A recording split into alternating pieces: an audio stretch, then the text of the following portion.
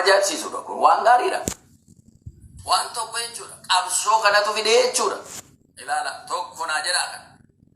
Sirna galatoo kana gaa itti fufuu qabaa, cimeeyyuu itti fufuu qabaa jedhameetu akka sanaan caqasamee jira jechuudha. Isa kana keessatti namoota leenjisuun bakka leenjii kolleejii banuun barbaachisaadha jedhamee jira. Amanamee jira jechuudha. Bajetii isaa wajjin, humna namaa isaatii wajjin. Kun waan guddaa. Maaliif? Kuniyyuu waan tokko dhugaa. Uummanni keenya achi keessatti galee seenaa Oromoo kan barsiisu teoloojii sana keessatti galee seenaa Oromoo barsiisa. Seenaa Kiristinnaa World Christian History kan barsiisu achi keessa galee World Christian History barsiisa. Seenaa Kiristiyaana Ortodoksii isa biyya keessaa barsiisu, seenaa Ortodoksii isa kaabaas isa Oromiyaa keessaas walitti qabeetu seenaa uummata keenya wajjin akka ta'utti barsiisaa jechuudha. Laala afaan keenyaan baranna. Seenaa keenya wajjin waliin simatee deema. Akka aadaa keenyaatti simatee akka inni deemu godhama. Kana nu qabadhaa qabxii cimaadhaa kun fudhatamiin argachuusaa jechuudha. Kan biroo bajeta illee ramadnaa jedhan bajeta guddaadhaan iyyuu abbootii kana irratti duulaa turan. Bajeta baay'ee bahe. Kara seeraatiin namoota seeraa qaxaramanii kara miidiyaatiin karaa adda addaatiin jechuudha. Paappaasii tokko yoo deebisnee miliyoona 50 kenninaa fi amma jedhamutti irratti hojjetan. Kana keessatti dallaalaa meeqatu anan nan deebisa jedhee keessatti birrii kana nyaate. Jara keenya. Kanaafuu amma gaa qooda dallaalaadhaa kennamee waan hin taane hojjetamu. Paasota ga'umsa ga'oo ta'an, barsiisota ga'oo ta'an, qeesota luboota leenjisuudhaaf teoloojiin banamuu qabaa jedhama. Kunis waan guddaa gaafachaa turreedha jechuudha. Faallaa kana kan dubbatan karaa adda addaa jira. Booda itti deebinuu dandeenya. Gaafa ibsanu abbaa Abrahaam ammallee faallaa haasa'u. Achitti kan isaan haasa'anu kan biraadha. Dhufanii as immoo kan isaan haasa'anu isa sana kan diiguudha jechuudha. Isa kanarraallee of qusachuu qabu isaan. Abuna Pheexroos illee kanarraallee of qusachuu qabu jechuudha. Waan kophaatti dhufanii ibsa kennanu sun waan isa waliigaltee sana diigu jalaa taanaan jarri kunuu balaa keessa galuufuma isaaniiti jechuudha. Abbummaan itti dhagaamaan deemu taanaan of qusachuun qabanu taanaan akkuma aktiivistii tokkotti ba'anii haasa'u taanaan wanti isaan haasa'anu isa karaa biraatiin jiru immoo waan irrifachiisuuf itti gaafatamu jechuudha. Amma maal jedhanii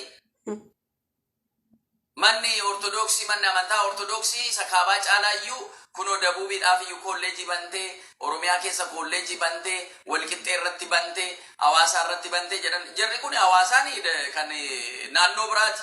Walqixxeen naannoo biraati jara keenya. Calluma jedhanii gaafa gaaffiin tokko gaafatamu Oromoon gaafatu waliin makaniitu faffatanii fiduun jira.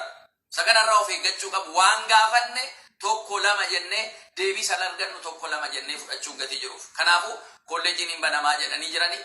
Bajeta isaa wajjin egaa hayyoonni Oromoo proposaalii keessan baafadhaa egaa teoloojii leebiliidhaanii eessarratti bajeta akkamiitiin teoloojii addunyaa isaa fi eenyummaa isaa simatee deemuu sanaan illee ba'ee hojjetamuu qabaadha. Isa kana irratti halkanii guyyaa irratti hojjechuudha. Kan biraati immoo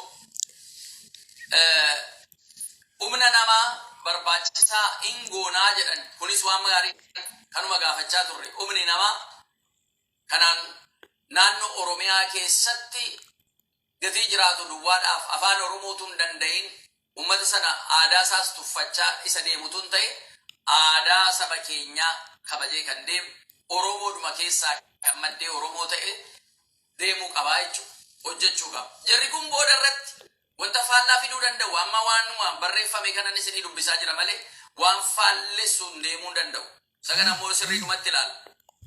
Nuyi waa'ee afaanii gaafannaa, afaanii waaqni nu dhagaa jennee jarri gurraacha uffachuu qabna mirga keenya jedhanii falmu. Amma kana waliin faallessu nu waa'ee mirga uumamaarraa arganneen fayyadamuu gaafa gaafannu jarri immoo fedhii isaaniitiin waan gochuu yookaan dhiisuu qaban sanayyuu mirga keenya jedhanii itti falmu jechuudha. Walitti hin dhufu. Inni waaqarraa arganne mirgi waaqarraa arganne simple exercise ittiin goota itti fayyadamta malee nama gaafattu hin qabdu. Inni fedhii keerraan hundaa'e yoo barbaadde hin goota yoo barbaadde hin dhiista sakaan jechuudha. Soffannaa waan walitti hin dhufne waan waliin fakkaanne waliin madaalle kana walitti fidanii gaaffii uummata keenyaa ukkaamsuu kan barbaadantu jiru jechuudha. Amma kana mataa dureedhaan yoo isin dhaqase haaluma abbootiin keenya kun deeman immoo maal nu fidee jira. Kana keessaan Phaaphaasonni Abune Saawiroos, Abune Zeenaa Maarqoos, Abune Eustaatiyos bakka duraan turan poozishinii duraan turanitti Phaaphaasummaan isaaniis kutaa lallaba isaaniittis tajaajila isaaniis itti fufuu jedhan. Amma yoomiitti tsoomiin hojja duree dhufu kana jalqaba guyyaa 55 tsoomna. Tsoomiin sun dhumee rikba kaanaati kan jedhamu walgahii sinodoosii jira. Amma sanatti jedhan ji'a lama jechuudha. Eega ji'a lama ta'e maal goona reennaan Phaaphaasota jara kanarraa kaasnee jirra sa'a wala balaaleffanne kaasnee jirra. Gatii kanaa Biፁዕ Abune Saawiroos, Biፁዕ Abune Zeenaa Maarqoos, Biፁዕ Abune Eustaatiyos jedhamanii bakka duraan tajaajilaa turanis achitti deebi'uu nuun jedhan. Phaaphaasonni jarri muudaman jarri kaanoo jennaan jarri kunis jara keessaas haa ta'u kan biroos immoo itti daballee gaafa walgahii sinodoosii sanaa murteessinee rikba kaanaati sanatti muudamni jara kaaniifis ta'ee kennamaa muudamaa jedhan. Jara keenya isa kana irratti gaa sirriidhumatti waan ilaallu qabna jechuudha. Jarri kun tokkoffaa muudamanii jiranii seera qabeenyaan wayin karaa seeraatiin akka muudaman arginee jirra. Hojii afur qulqulluu akka ta'es immoo arginee jirra. Jarri kun uummanni immoo akkamitti akkas jara simatillee arginee jirra jechuudha. Isa kana gaa uummannis naannoo isaanii irratti simatee jira. Yoollee jara kana kaasnee nama biraa kenninaa jedhe uummanni naannoo sanaa iyyuu fudhatu jechuudha. Uummanni Oromoo iyyuu fudhatu jechuudha. Tokkoffaan isa kan lammata ala Phaaphaasiin muudamu sirni isaasitti guutamee jira. Paatriyaarkiin amma tokkuma gatii jiranuuf yidalloo jedhu haa ta'uuf jedhanii eebbisu. Eebba kanatu hafee nu isin eebbisnaa jedhan. Kanuma jettanii ree jennaani kaanu. Eebbisaa kamaalee gaa jarri soojii afur hawaa hojjechuu dhabu. Uummanni hojjara simatee jira. Aadaa fi afaan Oromoo wajjin waliin deemaa jiru. So kana yoo ta'e immoo eebbisaa jennaan eebbisaa abbootii kana sinis eebbisaa jennaan yoo mireennaan tsoomii kana boodaa jedhan. Tole gaa tsoomii kana boodas yoo ta'e in eegneetu obsinee eegna. Abbootiin kun bakka isaanii jiru tajaajilaa jiru. Gatii kanaatiif abbootiin kun bakka jiranitti tajaajilaa deemu malee achi keessa waan ba'an miti. Duriyyuu monokseedha abbootiin keenya qaddasuudha, barsiisuudha, bulchiisuudha akkuma sanaan itti fufuu jechuudha. Gatii kanaatiif isa afurawaa hojjechaa kutaa lallaba isaanii sanatti ta'anii amma tsoomiin kun numutti gaa eeguu jechuudha. Amma sanattu Abune Saawiroos, Abune Zeenaa Maarqoos, Abune Eustaatiyos waan amma walii galame kana lafa qabachiisanii hojjetu jechuudha. Akka sinodoosii isa duraanii namni nun dhaga'u jedhanii balbala cufatanii jarri harki 85 sun hin murteessina yoo jedhan kanaan booda hin danda'anu. Maaliif abbootiin kun sadan lubbuu isaaniitti murataniitu gaaffii uummataa kana aduutti baasanii jiran jechuudha. Uummanni immoo gaaffii isaan qabanii jiran haqaa dhugaadhaa jedhee fudhatee jira jechuudha. Sabni Oromoo sabaaf sablammiin hundumtus abdii jararratti godhatee jira jechuudha. Bu'aan inni guddaan isa kana jechuudha. Abbootiin keenya kun kan hojjetan. Wanti hojjetan kun tasallee boodatti hin deebi'u. Kana sirriidhumatti hubachuu qabna jechuudha. Gatii kana beekamtee abbootii keenya kanaaf uummanni keenya kenneefii jira. Simateenii jira. Kabajeenii jira. Lapheensaa abbootii keenya abbaa Saawiroos, abbaa Eustaatiyos, abbaa Zeenaa Maarqoos kanaa wajjin jira. Phaaphaasota haaraa muudaman kanaa wajjin jira. Kutaa lallaba isaanii deeman irratti abbootii keenya kana hundumtuu fudhatee akka inni itti gammade kana argitanii jirtanii. Gatii kana inni kun bu'aa isa tokko jechuudha. Istiraateejii isa guddaa tokko jechuudha. Caasaadhuma mana kiristaanaa Ortodoksii keessatti seera haaraa yookaan poolisii haaraa akka uumellee kan ittiin arginu jechuudha. Kan biroo kanaan booda uummanni Oromoo maal akka barbaadu karaa amantaatiin haqaaf dhugaa barbaada malee dhugaa rabbiitiif dhugaa Oromoo dhugaa Ortodoksiin deebi'ee haqannuu deebi'ee dheetiyyuu amantaa gargarillee daangaa amantaallee cabsee ilaalcha siyaasaallee cabsee Oromoo wal duukaa dhaabbatee jechuudha. Fedhii isaa Oromoon agarsiifatee jira. Ala baay'ee fedhiin Oromoon guutaa fi eenyu ofii guuttata malee Oromoon namni biraa guuteef hin beeku. Of course. Gatii kanaatiif akka maxxannee yootti maxxananiillee jiraatani fedhii Oromoo sanni barbaadu kana irraa hir'isanii qunxuranii kennuufii barbaadu malee guutuudhumaan waan inni barbaadu hin kennaniif. Akka argatutti maal gochuu qaba? Akka amma qabsaa'aa jiru kanatti itti qabsaa'uu qaba jechuudha mirga isaatiif. Falmachuu qaba jechuudha mirga isaatiif. Amantaadha kuni qabsa'uu lakkii kadhadheeruman argadhaa yoo jette nyaatamta. Kadhachuun sirriidha. Waaqa biratti kadhachuun yaa Waaqayyo fedhii keenya nu guuti jechuun barbaachisaadha. Garuu immoo ga'ee kee immoo ba'uun barbaachisaadha jechuudha. Qabsa'uun barbaachisaadha jechuudha. Amma dandeessa. Kanaaf paappaasota keenya kanarraa bara kanatti kan nuyi baranne jechuudha. Ofii uummata isaaniitiif qabsa'u. Garbummaa baachuu didu. Wanta alagaan nurra kaa'ee lakkii hin barbaannu jedhanii didu kana nutti agarsiisanii jechuudha. Gatii kanaatiif inni kuni isa guddaa tokko jechuudha. Kan biraa waa'ee afaaniin fayyadamu seera mootummaa, seera biyya keessaa, seera naannoo Oromiyaa, naannoo kaanis mootummootii kaanis dabalatee mirgi namummaa afaaniin fayyadamuun seera ta'ee fudhatameera jechuudha. Inni kun isa guddaa. Qabxii 8ffaarra kan kaasan immoo jira. Caasaa mana bulchiisaa sana sirreessuun akka barbaachisu akka yeroo wajjin dhaloota dhufutti darbuu danda'u hin hojjennaa. Riisarchii irra beezii godhannee qorannoo irra beezii godhannee hojjennaa jedhanii jiru jechuudha. Inni kunis xiyyeeffannoo irra goonee ilaalluudha jechuudha. Amma paappaasonni sadan kun alachi keessa galanii Oromoon waan irra ga'e tokko jira karaa araaraatiin hin irraanfatinaa. Duraanis karaa mana amantaa kanaatiin gootota Oromoo jara beekamoo akka Jeneraal Taaddasaa Birruu kana faa seenaa isaanii beektani. Kotta araaramneerra jedhanii fuudhanii waan jarri taasisanis inuma beenna. Kanaafuu jarra keewwannaa jechuudha. Sirriidhumatti xiyyeeffannoo abbootii kanarra keenya jechuudha. Akka jarri waa nu jalaan taane tokko. Lammata kottaa wajjiniin hojjenna jedhanii mana lubummaa Oromiyaa akkamitti fuudhanii galchanii miidiyaadhuma OCN Oromoo Clergy Networkii sana qilleensarra oolchee hojjedhaa. Bajanni waggaa saatalaayitiidhumaafuu miliyoona 35 nuu kaffalaa innaan miliyoona 8 itti kennanii yoo hojjettan hojjedhaa dhiistan dhiisaa kan fakkaatuun biraa dhiisan jechuudha. Walgashanii gaaffii isaanii dhaggeeffachuu dhiisuu jechuudha. Eega walgashanii booda waa'ee sila ቋንቋ የምትለውን ባክተው ፖለቲካ ባመጣውን ዘሬ ነው ምናምን የምትለውን ተው jedhaniit waan akkanaatiin kanama galgalatti duuchanii ittaasa'anii gurra duuchuudhaan kan deemanu jiru jechuudha. Jara kanarraas immoo of eeggachuun barbaachisaadha jechuudha. Akka mana lubummaa Oromiyaa sanatti immoo fuudhanii walgalchanii gaaffii uummata Oromoo kana akka immoo jarri asii amma gombisaa irratti akka hin gombisne akka gogganii nambisne xiyyeeffannoo goonee dhaabbannee dammaqnee eeguun immoo barbaachisaadha jechuudha.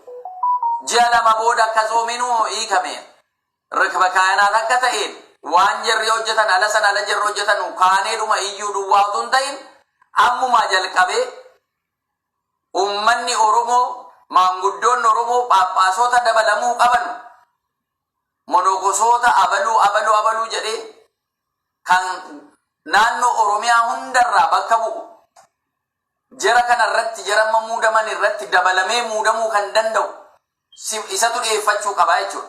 Karaa hayyoota keenyaatiin dhiyeeffachuu qabna jechuudha. Jara kana amma gaa akka kan sabaaf sablammii isa jedhu kana akka kan Oromoo irratti fookasii goona jechuudha gaa amma.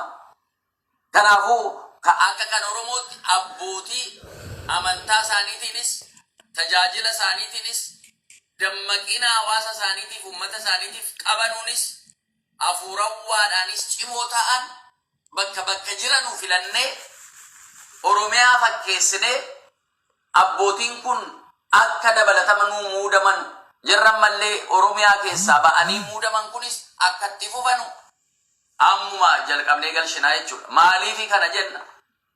Kootaa Oromoon gaafate kanaanii jaruma namoota isaanii muuduudhaaf qophaa'anii jiran kanas gurra gusin hin buufsa. Kun akka hin taane nutu gaafate gaaffiin kun hangeenya naannoo keenya keessatti namoonni muudaman namoonni naannoon keenya mirkaneesseedha jechuudha. Kan akkamitti ta'a?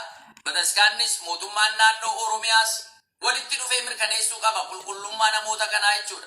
Karaa nageenya isaanii, baakgiraawundi isaanii illee, hafuurawwaa isaanii illee dammaqanii uummata isaaniitiif tajaajila kennuu isa jedhu kanallee walitti dhufee uummanni Oromoo, hayyoonni Oromoo mirkaneessanii namoota muudaman kana walitti kana jarri kanaan dura muudamanis jara kana mootti nu dabala. Tajaajilli isaa baay'eedha akkuma sila jettanii. Oolonni dhufuu qaban baay'eedha. Uummanni oolonni Waaqayyo, namoonni Waaqayyo, sabni Waaqayyo baay'ee bakkeetti hafe nu muuda jennee gaafachuu qabna jechuudha. Isa kana goone caasaa immoo Oromiyaan ofiin of bulchaa jira. Caasaa beeteknetii sadarkaa Oromiyaa irra jirus cimsinee gadi dhaabnee irratti hojjechuun amma qabna jechuudha. Kanuma gaaffii sana keessallee kan jiru jechuudha.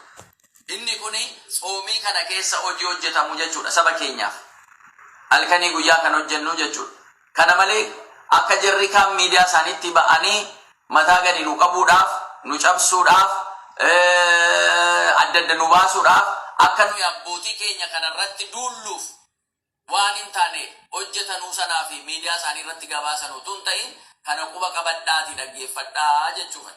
Kana caalaa immoo waanuma gaarii deema. Inuma ba'a ammoo amma jarri didanii lapheen isaanii akka dhagaa cimee saba keenya qulqulluu kana xureessaa deemanitti wanti Waaqayyo nu godhu immoo waanuma guddaa kana caalaa bulee waan guddaa ta'aa deemaa jechuudha.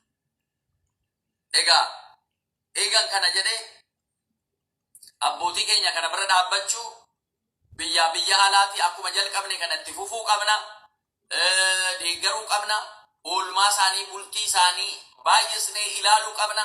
Araaramaan achi deebi'aniiru akka Jeneraal Taaddasaa Birruu fa'a amantaadhaan nama cimaa dhugaa sa'uuf. Kamaa immoo Mazammir akka jarri tsooma kana kabbada buzunash akka jarri tsoomaa turan maqaa maaramii alatti waaman illee bishaan kufeeyyuun kaasanu jedhan jarri sun alasan. Amantaa isaaniitiif ammallee namoonni amantaa ciccimaa qaban Oromummaa isaaniif gurraacha kan uffatanu jiru miti dheengadda kan jedhame kana dhageenye in burjaajainaa jara keenya gurraacha la jarri sun uffatan kan gurraacha uffatee jira amantaa koo abbootiin jarri kun tuqan na jalaa jedhee jechuudha. Sirrii miti. Abbootii keenya kana dhagee ammallee alachi galanu abbootiinuma keenya kana dhageenyanu nama biraachi keessaan dhageenyu akka hin qabne barreerra.